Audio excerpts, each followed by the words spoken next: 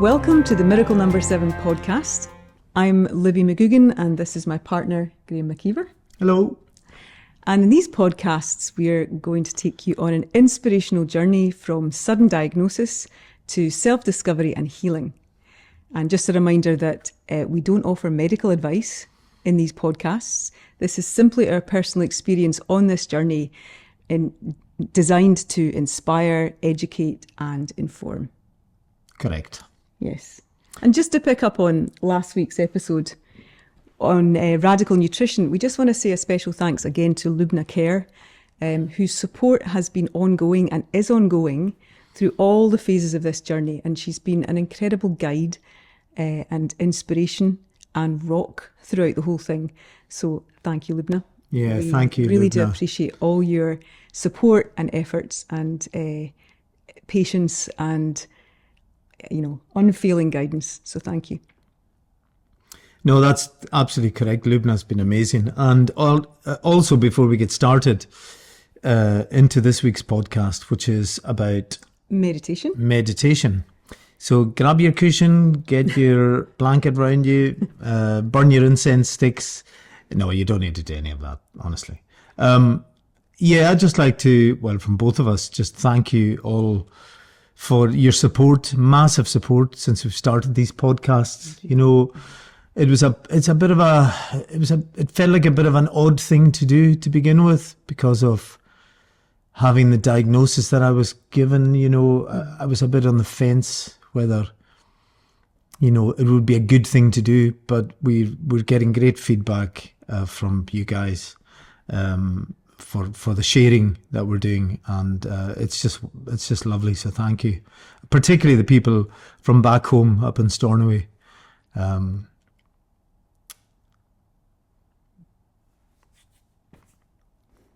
Sorry.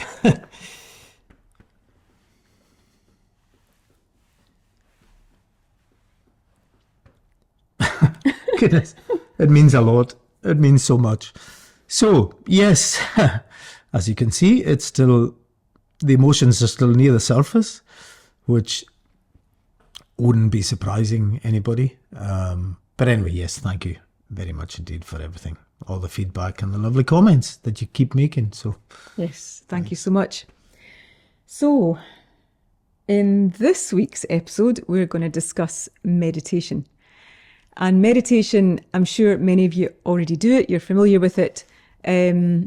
My experience with it, and that's all we can speak about here, is our own experience around it. I first tried meditation about 20 years ago, just under 20 years ago, during a very stressful time in my life. And often that's when people turn to it, I think. And it was transcendental meditation was my first experience with it, where you're given a mantra to focus on, to really just to give your mind something to do in the process of sitting down and discovering yourself. And as far as I can work out, meditation is about becoming familiar with who you really are. I hadn't realised how much I bought into my thinking as fact. And I assumed that the thoughts that were passing through my head were real and true, and I would believe most of them, positive or negative. But it takes a little bit of time and practice to come to realise that those thoughts are not who you are, that in fact you are the one who is before the thinking, before the thoughts. So it's like there are layers to us, to our experience really. And the outermost layer, you could say, are your circumstances, events, situations in your life that happen, relationships. And coming in a bit closer, there are beliefs, which are really just thoughts you keep thinking that solidify into what seem to be fact or true for you. And then before that, there are thoughts that pass through your mind.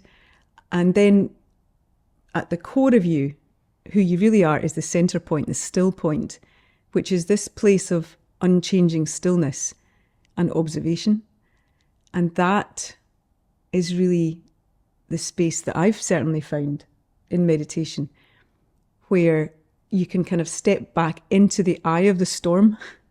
If there's a thought storm going on, you can come to a place that's before that just observes it and doesn't have to buy into thinking. So the big game changer for me, because I used to get quite stressed, like most people do, when they believe their negative thoughts. When that happened, you get tense, you get frustrated, and it shuts things down in your body. It's not good for your health, actually, on a regular basis. And to live in a subliminal state of stress, as we've mentioned before, is not healthy for your cells. So it makes sense to kind of find that space within you regularly, daily if you can, through whatever form of meditation works for you, so that you don't have to get pulled into the world of thinking, and believe it all is true.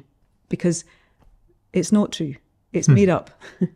So yeah, we've just finished a morning meditation. We had to do it a bit later in the day today, but it's still really worth doing.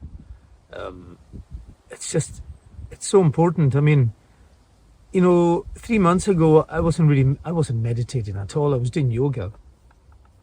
And I was doing a little bit of metta bhavana and things like that after the yoga, but nothing really deep. And then I started, Libby introduced me to the healing meditation, and Joe Dispenza particularly. And I did that for a long time, twice a day. And we did the chakra meditations as well a few times. But I really feel like I've moved on healing-wise, because I feel like, I am on a really fast road to healing. So I just felt like doing those healing meditations wasn't as necessary. I'm not saying it's not. I would still do it, but it's sending light to areas that need healing, and I just feel like I'm really, really on the way to being healed, if not almost completely healed. It's almost moving to a different type of meditation, which is instead of targeting specific areas, which is so important. Yeah. If you feel you certain parts of your body need love and attention, then that's a great tool to use. Because it's almost visualization based. Yes, because you're focusing. Yes. Consistently. Yes, and that generates new neural pathways with new information in your brain that sends new signals to your cells. It changes your neurochemistry, it changes your physiology, and your cells respond differently to that. So the signal you're sending out to your cells is really important, and I've always been aware of that. But I think you've moved into a different phase now. It feels like you've moved into a more holistic state of your whole being, of being well. Yeah. And this new meditation just fits for that. You'll find, if this is right for you, then you'll find it will come to you. The right meditation will show up for you. Yeah. Everyone's individual, and you'll find one that fits. Got to dig around and find them. Yeah. But we're now doing a morning one and a nighttime one, which we really like. And I suppose calling them generic isn't fair. They're still really calming and inspirational and all the rest of it. But I suppose they are generic in a way, because you could use them to relax or, inspire your day or get yourself off to sleep. I mean, I found the nighttime one, I've actually fallen asleep in the middle of it quite a lot.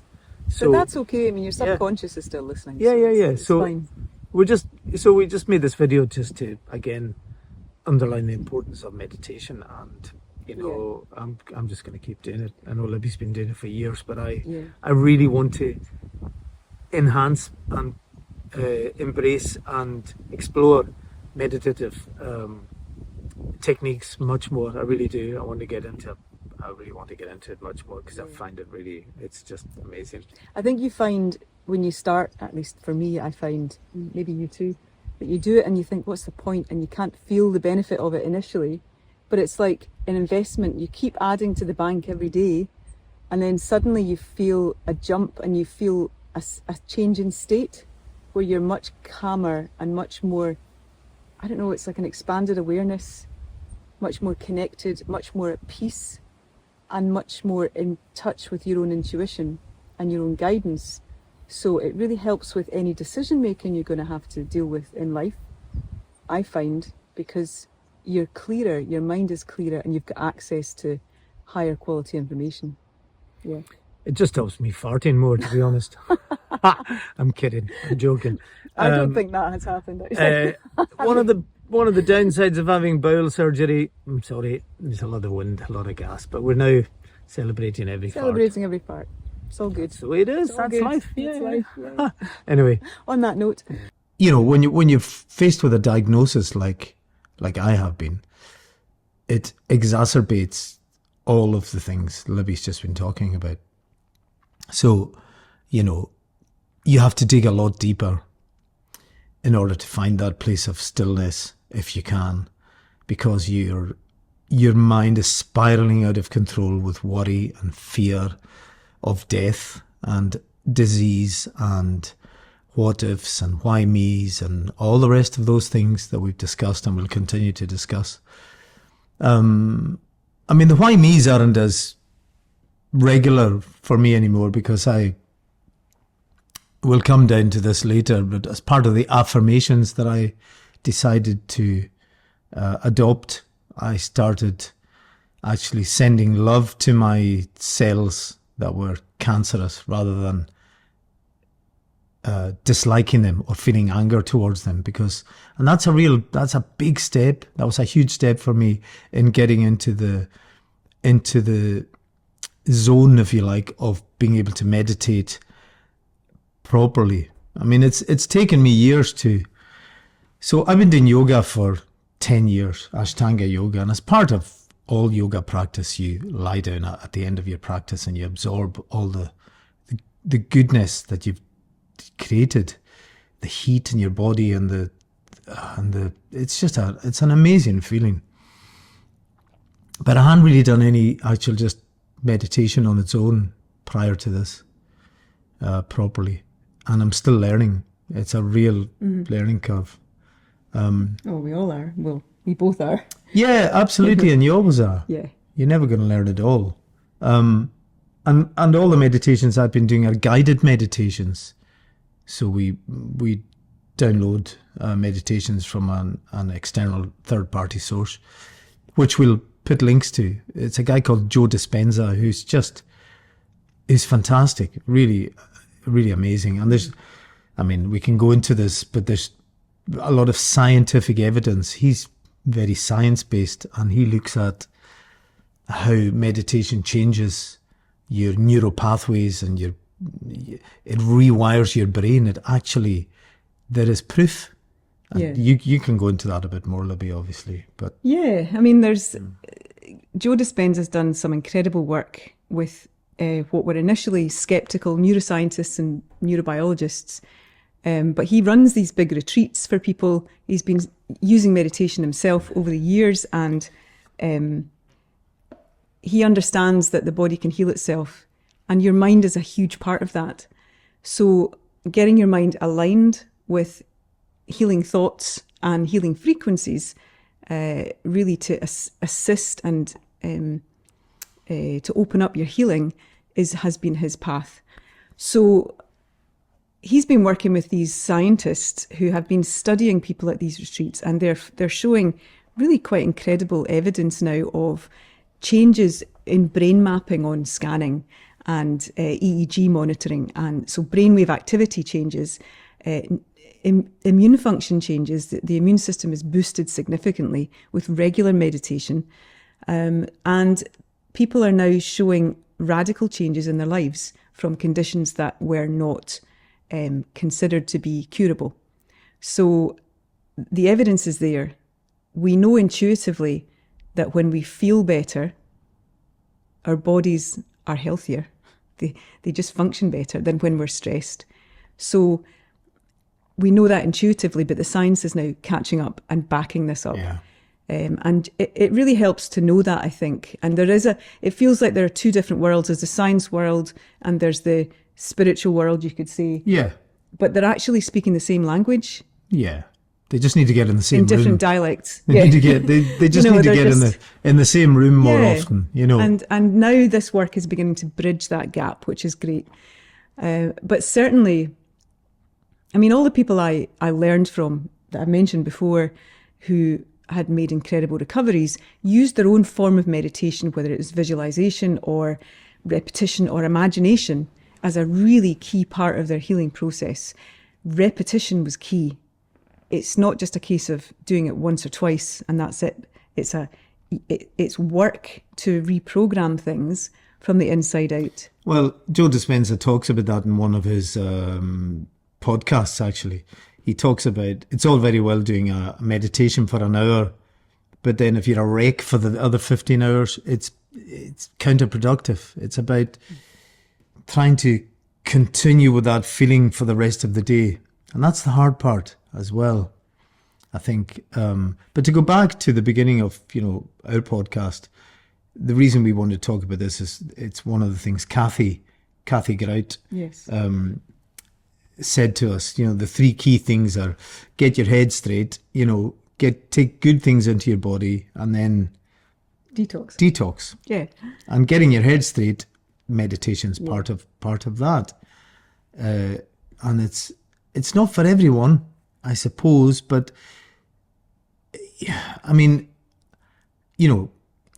mindfulness has become a big buzzword over the last 20 years, and it's really about sitting and just being with your breath. That's the thing. If you can just, there's so many times in the last few months where I've had really shallow breaths and really panicky breath, and the way I fix that is by just trying to breathe in through your nose, long breaths, and then just try and hold it for a couple of seconds and then breathe out through your mouth. And it's that simple. Mm-hmm. It's that simple. And it changes things, it really changes things. And even before I went in for my operation, remember? That was one of the first things we did. Yeah. As soon as this news hit us, one of the first things we did was I dug out some Joe Dispenza meditations. And you were listening to them twice a day. Yeah. And you have been, although they're different ones. And you've been doing that every day pretty much. But when I was in the just outside theatre, ready to go in for the first operation, I was really panicky and I started getting a bit, that way. And Libby was with me and I started doing some breathing. And it really helped a lot. A lot. During these meditations, you're instructed to try and harness some light coming in through the crown of your head and then coming down through the rest of your body. And then you send the light to the areas that need the healing. So it's quite focused, And again, was I a cynic? Yes, probably, I would say. I was pretty cynical about harnessing invisible light, made up stuff, coming down through a split in my head and going through my body to my liver. What on earth? So, but you know what? I really got used to it and I started enjoying it and I started seeing it more. The more I did it, the more I saw it. And the more I saw it, the more I believed it. And the more I believed it, the more I wanted to do it. And the more I felt it was helping me. So what's wrong with that, Yeah. What is wrong with that? There's nothing wrong with that. It's a bit like the whole thing about, sending love to your cells instead of being angry with them. You've nothing to lose by doing that. You're just less angry. So, and it's the same as you wake up in the morning and you choose gratitude over complaint. That just means you're going to have a better day. Yeah, but also in the background, remember that the evidence is now there that this actually does rewire your brain. Yeah. It changes your neurocircuitry. It changes the neurochemistry in your body. It changes how your cells function. So, and your brain can't tell the difference between something that's real and imagined. So if you're imagining that your cells are healthy and whole and clear, and you do that on a repeated basis regularly, then eventually your brain gets the message and it starts to create the neurochemical atmosphere for that to play out in your body. So it's not just, it makes your experience better, absolutely. Yeah. But it also contributes significantly to healing. So that's amazing that your brain cannot tell the difference between basically a memory and something you're creating, it can't differentiate between, those two things. Yeah. If you repeat enough through meditative techniques like affirmations or visualizations or meditation, your brain will eventually believe what you're saying. And here's a really simple way to show that. So imagine, if you will, for a moment, close your eyes and imagine you have a big, fat, juicy lemon in front of you on a chopping board. And I want you to very carefully slice the lemon into 4 quarters. And then I want you to take one of those quarters of lemon and bring it up towards your mouth. And you can smell that kind of acidy, citrusy smell from it. And I want you just to take a huge bite, sink your teeth into the flesh of the lemon. Now, notice what's happening. Some people might not have any response to that, but most people, when they try this, find that their salivary glands contract and your cheeks cave in as if you've actually bitten into a lemon. So the imaginary lemon. Yeah, there is no lemon. There is no lemon. And yet your body responds immediately, not to the lemon in your mouth, but to the thought about a lemon in your mouth. So that's an immediate physiological response right there. That's really easy to demonstrate. This is happening all the time. Our body responds to thinking all the time. So when you realize that's what's going on, it makes sense to just get on top of the thinking. Just begin to train your thinking in a direction that works for you and not against you. So you're not fighting your healing process with negativity and doubt and fear and anger and worry and all those things that will come up naturally, of course. But they do. Of course they do. And there's nothing wrong with it when it does. But being aware that it's just a thought and that you don't have to buy into it. Remember, you're back here, and thoughts that pass through your field of awareness, they are suggestions. They're not facts. So you get to choose which ones you buy into. You call them clouds, don't you? You're the sky, and the thoughts are the clouds that are flying by. Yes. I mean, there's an image here. Sorry for those of you just listening, but the YouTube guys. Here's a little image of me meditating outside here on our decking not long ago, and in a really good place. So, yeah. I mean, I think. So, by the way, the lemon thing, amazing Libby, has written a book called The Power of the Lemon, which we will put a link to at the bottom of this. It's a beautiful little book. And it's full of little, just, inspirational sayings for every day and all the rest of it. But it's really worth checking out. And that's the inspiration for the title was from that example.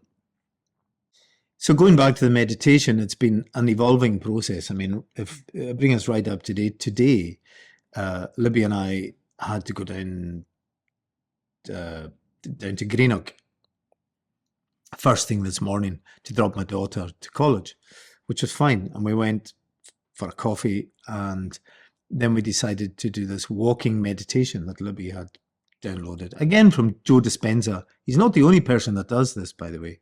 There's loads of really good people out there. So I was willing to give this a go, this walking meditation. It went so badly wrong. Oh my goodness. I was just striding back up the promenade thing, really annoyed, soaked to the skin. Yeah. We got the heavens opened in the middle of this walking meditation. So it wasn't very zen at all. No. However, when I came home, I mean, we did, we made a few errors in the delivery of it. We shouldn't really have been, because you're supposed to have your eyes closed at parts of it, which is when you're walking around with your eyes closed, it's fraught with potential. You're not meant to walk disaster. With your eyes closed. I know, but I know. Yeah, but we hadn't quite got it right. We should have listened to the instructions more carefully, but yeah. So it's an evolving thing, and I did a Buddhist meditation course 15 years ago, more than that, 20 years ago. and it was in a group situation. And a lot of people find that really helpful if you're with other people. And, there's a lot of evidence to show that group meditation, like group focus with any mind-based things, can actually change things. I mean, there is an example in that film, The Source, which I think we'll put a link to. Yes, we'll put a link to this documentary. A documentary, rather, where energy healers all sit around these Petri dishes, is that what you call them? Yep. In a lab, and they actually change the structure of these cancerous cells in these little Petri dishes. That's correct, isn't it? That's right. They change the protein expression. Protein expression, something like that. It's very scientific, this documentary, but really worth watching because there are some real life stories in there that are, that you can understand, peer-to-peer stuff, especially if you've been diagnosed with something like I have. So the thing about all of this, really, the bottom line with all of this is, why not? Yeah. Why not? Who's it going to harm? It's not, I'm not going to throw my neck out or, damage myself physically or get embarrassed. Nobody's going to see me. I mean, you don't have to sit with all the incense sticks and all that stuff. You can just sit on the couch with a blanket over you, as long as you're warm and comfortable. Close your eyes, get control of your breath. That's pretty much all you need to do. I mean, the Buddhist meditations, use the basis of counting backwards from 10 down to 1, then back up again from 1 to 10, I think is the basis of that. And then you can drop the counting, and then you get just to do it yourself. So there's lots of ways to approach this side of things. But I think when you've had a diagnosis like I've had, again, I'm so fortunate to have Libby beside me with the experience and the knowledge that she has about meditation, as well as all the other things. So I'm very, very fortunate that I have somebody who can, because I ask questions all the time about it. I'm always challenging these things. I'm always challenging these things. And that's a good thing. I mean, don't take our word for it. You have to try. You have to try it. You have to try it yourself and see the change in your own experience. And I think don't expect. It's easy to expect a lot from sitting down and doing one meditation, but that's not how this works. It's like an investment that's a regular investment in the bank, and you just keep paying into it every day. And then before you know it, your state begins to change. And I think ultimately that's kind of what we're aiming for here, particularly in healing. Yeah. Because as far as I can see, something like, a diagnosis like this, or any condition that someone has to deal with, it immediately sends you into fight or flight. So your nervous system, your mind responds to information as a threat, that kind of information, and it puts your nervous system on red alert. So immediately, you're primed for a threat, and your body kind of hunkers down into survival mode, which means the cells don't function at their optimal state, in their optimal state. So I think any condition that people have to deal with is as much about the mind as it is about the body, because what you want is to be in the state where your body can naturally heal in the way that it knows how, rather than having to deal with an additional threat that it doesn't actually know what it is. It just knows you're scared. So, and it might, your mind might assume it's the thought of what could happen, or that there may not be a cure, or, am I ever going to work again? All these thoughts come up, but your body interprets all of that simply as a threat, and it dumps cortisol into your system. You're in fight or flight, so you're not functioning at your optimal state. To heal, you need to be relaxed. You need to be as relaxed as you can be. Yeah. You will have these storms, it's okay. But as much as possible to get into that state where you can be in a more open and trusting state, where there's less on your mind, and it just allows your body to do what it knows how to do well. And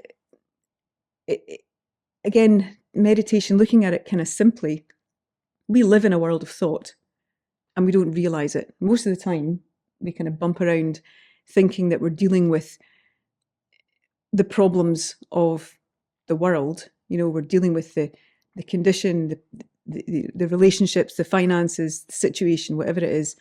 But we're not. What we're dealing with is our thoughts about those things. And in that in-between layer, that's where we can introduce change and actually take back some control and some power to redirect things and not let our minds run away with themselves. So the state, there's a mind living in a contracted world of scared thought. You feel it in your body. Your body will tell you when you're there because you feel tense or you feel anxious or shut down or afraid. But the opposite, when you open and you let go of thinking, all thought, never mind the content, if you can open up away from thought and release the grip on it, suddenly you're in a different state. You're open, you're more relaxed, your breathing settles, your parasympathetic nervous system kicks in, which is your regeneration, replenishment, regrowth part of your nervous system, and your fight or flight begins to settle down. So there are all kinds of physiological changes that happen when you change state from tension and fear into relaxed and trusting. It's not just a nice idea, it changes your physiology. Okay, so it's worth doing. And those around you. And those around you. Yeah. By the way. Yes. It comes, spreads from you. Absolutely. And you know what? Talking about the amazing experiment with the cancerous cells in the petri dish, that sounds a bit out there. Or how can that possibly happen with people simply focusing? None of it makes sense when you look at it from the normal world point of view. But when you start to see things from an energetic point of view, from a physics point of view, everything is energy. Nothing is actually solid. Our bodies are not solid. They're made up of molecules, which are made up of atoms. Water mainly? Yeah, but you get into the water and it's atoms, which are, they have a nucleus and they have electrons, and most of them are empty space. So most of us are made up of empty space with subatomic and atomic particles that are shifting and changing all the time. And in the space between those particles and between everything is where the magic happens, because the space carries information. And that's what makes the changes. It's the information that is connected to and with everything that makes the changes. So that's why when you look at it from that perspective, it's not surprising that we influence something in a petri dish with our focus, when it's mental energy that we're actually applying, or intention that we're applying. There's been a few things that have happened to me on this meditation journey as well that I can share with you. A couple of things. Libby spoke about reaching that point where you don't have any thought, and I'd been hearing Libby speaking about that for a few years, and I didn't really, even before this diagnosis, I didn't really understand that at all. But it happened to me one day when we were both walking out in the woods, and it's really hard to explain. It's a very, very difficult thing to explain unless you experience it, but it really is truly just no thought at all. And it's amazing to have no thought, because our minds are spinning all the time. I don't know how many thoughts go through our heads. There's the statistics. 60,000 a day or something like that. Yeah, and the rest. And goodness. And we're constantly thinking.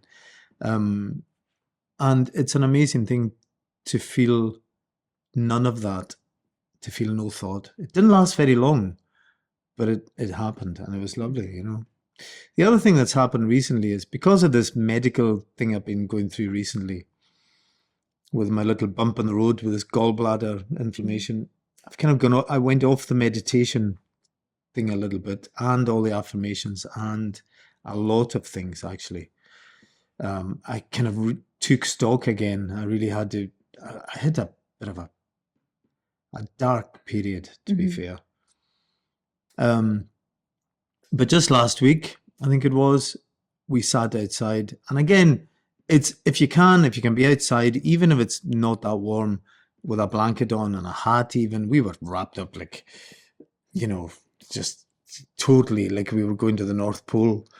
In fact, one of the days, all you could see was my eyes, actually.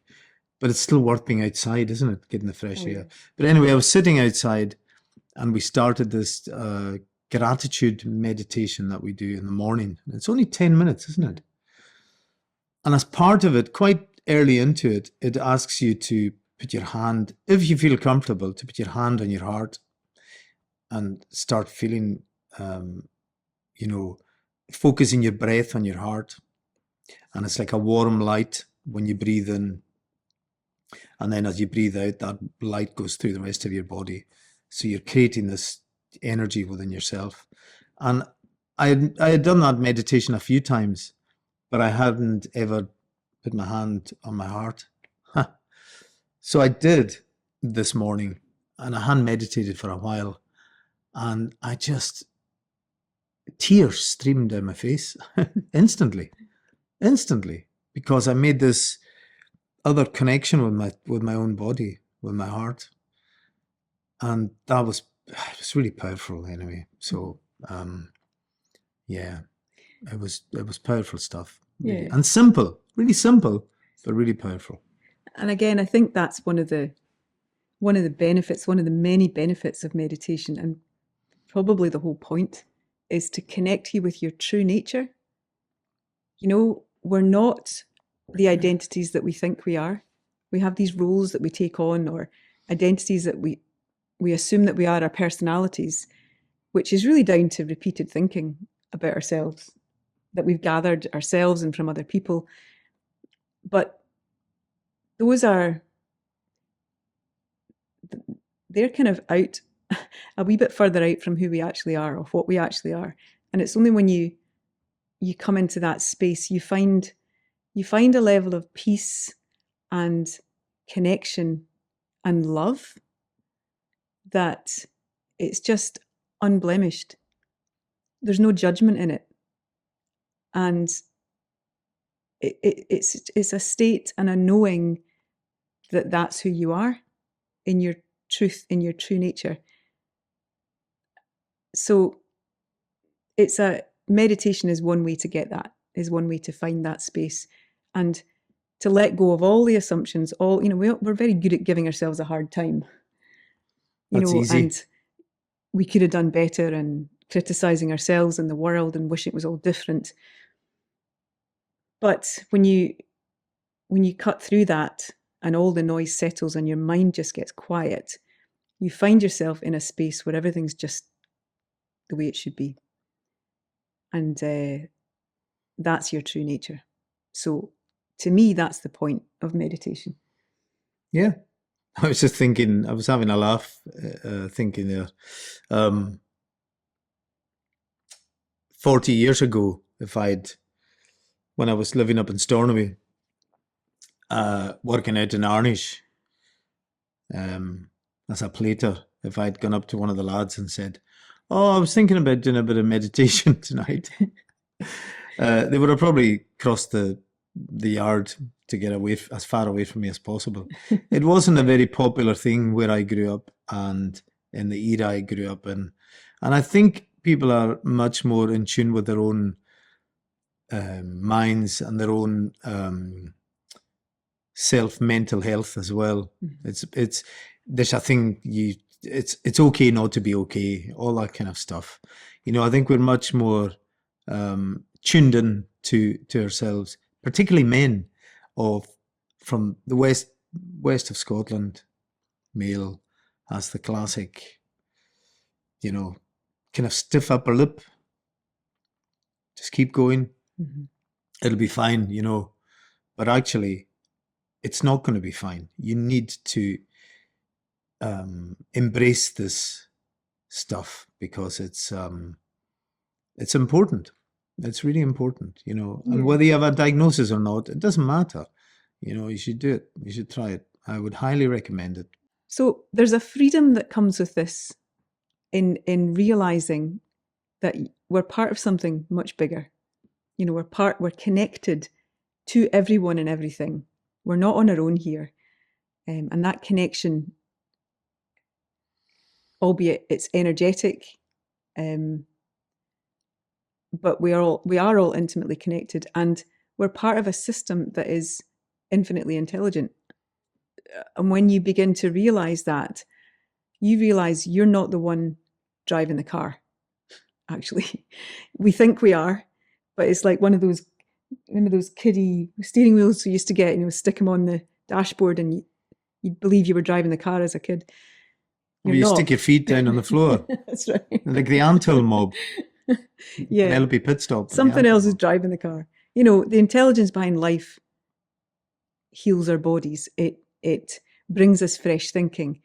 It brings us solutions that we cannot conceive of from our existing memories because we've never experienced them before. So when you begin to open up to that and begin to trust that more, life just flows more easily and things work out more easily without the angst and without the stress that we're used to living with. No, I agree. I totally agree with that. And I, again, being the cynic that I used to be, I wouldn't have a few years ago.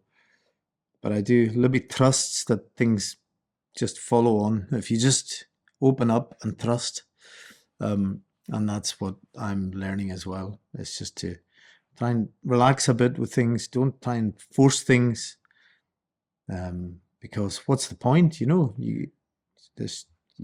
Why not just relax into it and let things evolve the way they're supposed to be? I mean, you can be intentional in that, but not demanding or forcing, because that kind of works against it. It's working with life and not trying to fight it, but just gently flowing with it in a direction that you prefer. So it's a softer approach, I think. Well, there's a theory that, we've heard quite a lot recently. Well, I have, and it's new to me, but this thing about, and Alan Watts talks about it, and Neville Goddard talks about it, these brilliant philosophers who were so ahead of their time, who I've really got into listening to.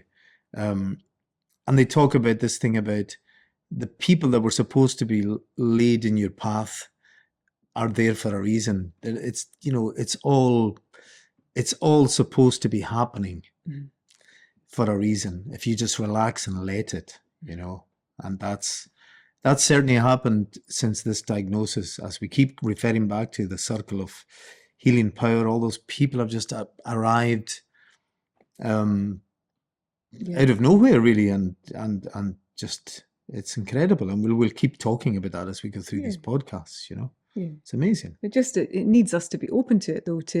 Otherwise, you don't see it. If you're blinkered and you're assuming things have to be a certain way, or there has to be a particular outcome for a particular situation, and you're focused on that, you miss this, because the solution might be easier and faster some other way that you just haven't seen yet. So it's amazing when you open up to things like meditation and the power of thought, and how we are actually all painting our experiences with our thinking moment to moment. And we do have a say in that. We can decide which thoughts to buy into and which thoughts to let be, because they're not all going to help. They're not all going to feel good, and they're not all going to be helpful. And just one of the key things I think I'll also say is our bodies are incredible instruments. They are tuning forks, and they will tell you what you're tuned to by how you feel. So a really simple compass is, does this thought feel good for me? Yes or no? And if it feels heavy or tight or anxious or worrisome, it's not a healthy thought for you. So just release the grip on it, let it pass, because the nature of thought is to flow. It will flow if you just leave it alone, like water. But if you trap it, if you dam it with rocks and you keep it in place and you focus on it and you try and figure it out and work it out and fix it, it will become more of a thing. So one thing I think is really helpful is two things: noticing how thoughts feel If they feel good, follow them. If they don't, let them go. And the second thing is, what you give your attention to comes to life. So the thoughts that you buy into repeatedly will create your experience day to day. And most of that has been subconscious throughout our lives until you wake up to the fact that I'm feeling my thinking. That's what I'm feeling here. So it's Joe Dispenza talks about, sorry to interrupt, he just kind of tailing off here, but he talks about what an amazing thing to have the awareness of being aware. Yeah. You know, we have that as human beings. We're aware that we are aware. I mean, that's incredible, really, when you think about it. It's a gift. And as you say, you know, you wake up in the morning, your body doesn't have to think about, oh, how do I breathe again? No. How, you know, it's like it's doing all that for you. It So has its own intelligence. It runs itself. Its own natural intelligence. But we don't think about that enough. We forget. We dismiss it. Yeah, we dismiss it. And we forget, and we assume that we have to control and fix everything. We have to help it and assist it, and you know, feed it good things and detox and all the rest of it. Same goes for thinking, because as well as eating good food, consume good thoughts. Yeah. You know, as well as letting stuff go and detoxing your body, let the thoughts that don't help the bad you thoughts go. Detox they're not yours. Stuff. They don't belong to you. So just if you can get into this state of flow, almost of allowing yourself to go with the good thoughts and allowing yourself to let go of the ones that feel heavy for you. And it's not easy. This is not easy at all. And again, you know, we're not sitting here as Zen masters of any description. So it's human nature. We all have this human condition where we fall into our thinking, but recognizing that that's what's going on is the game changer, and that we don't have to believe those negative thoughts. You know, when we believe the negative thoughts, the dip gets deeper and it's harder to climb out of. When we see that that's what's happening, oh, I'm just caught in my thinking, that's all, I'm going to let it go, your mind will autocorrect and will find a level where it's back to its own clarity. So it's working with your system instead of trying to fight it or control it. That is the art here. Well, when you think back and you really think about it, how many conflicts have been caused by misinterpretation of somebody's thought? All of them. You know what I mean? All of the world's problems are down to people believing negative thoughts about themselves. I didn't mean to say all the world's problems, but I do. But yeah, I'm sorry. I believe that the conflicts in the world are down to people believing their own negative thinking about themselves or other people. Yeah, and assuming that those are truths. So I've opened up a can of worms. I'm not going to say any more, but let's not get political. Anyway, the solution is I think much simpler. Closer to home. Closer to home in everybody, but it requires us all to do the work. Yeah. And whether that'll ever happen, I don't know. Well, for me anyway, as somebody who's been diagnosed with stage 4 cancer a few months ago, meditation has definitely been a key part of my feeling that I am recovering, for sure. And I continue to believe that will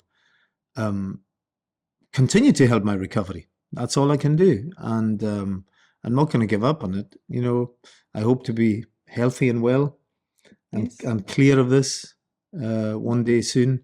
And I'll keep meditating because it's great. And it goes hand in hand with things like, you know, I'll keep doing yoga and we'll keep having a good diet. All these things work together really well once you start doing them, you know. So anyway, I hope some of this has been informative and helps you think about what path you want to take for your own meditation. But we'll put some links below to some of the resources that we enjoy anyway. Yeah, and there's so much out there, and there's no one right way to do it. There's no, you can't get it wrong. So, you know, it's worth giving it a go. And whether it's just going for a walk, that could be all you need to Not with meditate. your eyes closed. Not with your Please keep your eyes open. Yes. Yeah.